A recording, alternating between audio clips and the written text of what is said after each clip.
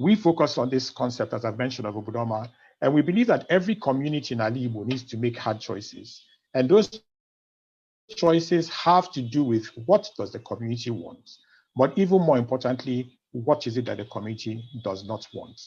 I've presented certain things to you, and let's see what the options are. So when you come into the infrastructure, which is around the digital economy, you look at the requirement for infrastructure to power the digital economy, and you can see the spread of mobile telephony coverage in Nigeria. If we decompose this to the level of 3G, 2G, 3G, 4G, and the oncoming 5G, you will find that the coverage of Ali Igbo is heavy, but it's heavy on 2.5G and 3G, which is why we have the problems of connectivity across the entire Ali Igbo. When you look further, you look at the telecommunications infrastructure that leads to internet and broadband in Nigeria. Of course, you can see the wires, you can see the fiber that is laid in the ground across most of these areas. And here where we are, you start to see that the density is not there. Given the geographic density, the smallness of this geography, we should have expected that this entire place should have been covered with the kind of fiber that drives and enables a digital economy.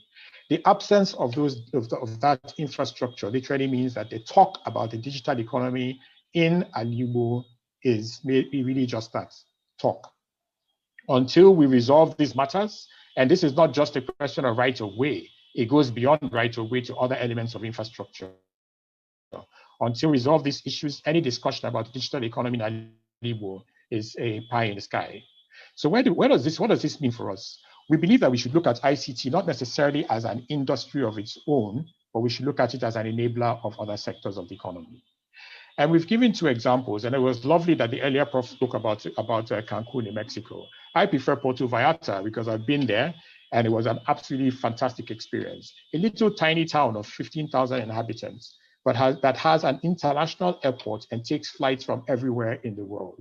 And receives over 3.7 million tourists every single year, coming into this small area that is no larger than Oguta itself is, and yet it has an annual income of $35 million on tourism alone.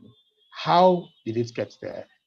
How do you go from a sleepy little fishing village to an international tourist destination, generating income of over $35 million per annum?